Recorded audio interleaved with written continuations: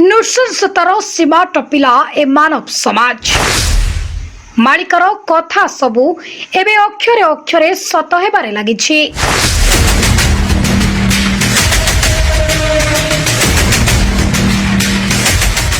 କେଉଁଠି ମା ପୁଅର ସମ୍ପର୍କରେ କଳଙ୍କ ଲାଗୁଛି ତ କେଉଁଠି ବାପ ଝିଅର ସମ୍ପର୍କରେ। 3 ବର୍ଷର ଶିଶୁ କନ୍ୟାକୁ ଛାଡ଼ିଲାନି ଏ ଜଲ୍ଲାଦ।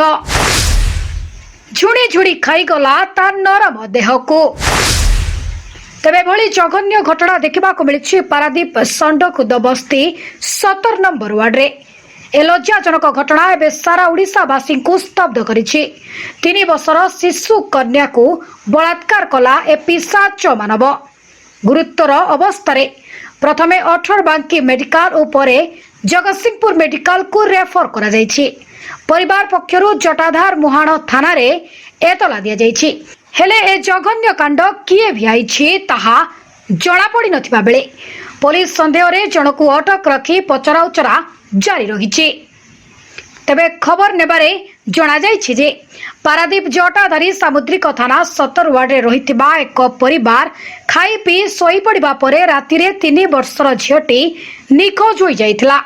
ପାଖାପାଖି ରାତି 3ଟା ଝିଅ ଘରେ ନଥିବା ଦେଖି ବିଭିନ୍ନ ସ୍ଥାନ ଖୋଜାଖୋଜି କରିବା ପରେ ନିରାଶ ହୋଇ ଥାନାକୁ ଆସୁଥିବା ସମୟରେ ଝିଅକୁ ଜଣେ ବୟସ୍କ ବ୍ୟକ୍ତି ରଖିଥିବା ଖବର ପାଇ ଝିଅକୁ ଆଣିବା ସମୟରେ ଝିଅର ରକ୍ତସ୍ରାବ ହେଉଥିବା ଦେଖି ପ୍ରଥମେ ଜଟାଧାର ସାମୁଦ୍ରିକ ଥାନାରେ ଅଭିଯୋଗ ଦେବା ସହିତ 18 ବାଙ୍କୀ ମେଡିକାଲରେ ଆଶୁ ଚିକିତ୍ସା କରିବା ପରେ ଝିଅକୁ ଜଗତସିଂହପୁର ମେଡିକାଲ ସ୍ଥାନାନ୍ତର କରାଯାଇଥିବା ସୂଚନା ମିଳିଛି।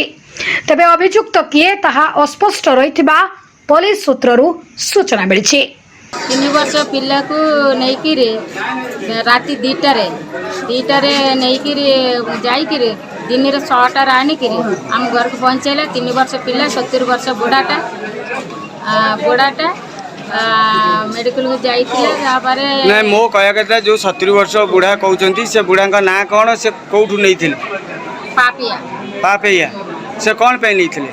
କ'ଣ ପାଇଁ ସେ ରେପ୍ କରିବାକୁ ନେଇକିରି ପଳେଇଲା। ବର୍ତ୍ତମାନ କ'ଣ ସେ ବଳାତ୍କାର ହେଇଛନ୍ତି କି? ଆପଣ ଜାଣିପାରୁଛନ୍ତି ତ? ଏବେ ବର୍ତ୍ତମାନ କେଉଁ ମେଡ଼ିକାଲକୁ ନେଇଥିଲେ? 18 ବାଙ୍କୀ ମେଡ଼ିକାଲ। ବର୍ତ୍ତମାନ କେଉଁଠି ଅଛନ୍ତି? ଜଗତସିଂହପୁର। କେମିତି ଅଛି ଝିଅ? ସିରିୟସ୍ ଅଛନ୍ତି। କେତେଟା ରାତିରେ? 2ଟାରେ ନେଇଯାଇଛି। କେମିତି ଘରୁ କେମିତି ନେଲା ଜାଣିପାରିଲେନି? ସେ ପରିଷ୍କାର ପାଇଁ ଆସିଲା ବାହାରକୁ ପିଲା କେ ନେଇଯାଇଥିଲେ। ମୁଁ ଖୋଜିଛି ସବୁଆଡ଼େ ଖୋଜିଛି। ସେ ସକାଳେ 6ଟାରେ ଆଣିକି ମୋତେ ଦେଇଦେଇଛି। ସେ ପିଲା ସେ ବୁଢ଼ା ନେଇଯାଇଛି। ନା କ'ଣ ତା ନାଁ ଅଛି ପାପାଇ। ସେ ନେଇଯାଇଛି, ନେଇକି ପୁଣି 6ଟାରେ ପୁଣି ଆଣିକି ଦେଇଦେଇଛି। ମୁଁ ଯେଉଁ ସେଠୁ ମୋତେ ମିଳିଲା, ମୁଁ ପାଖରେ ଶୋଇକି ରଖିଦେଇଛି। ସକାଳେ ତୋତେ ଦେଇଦେଉଛି ଏମିତି କହିକି ସେ ପଳେଇଲା।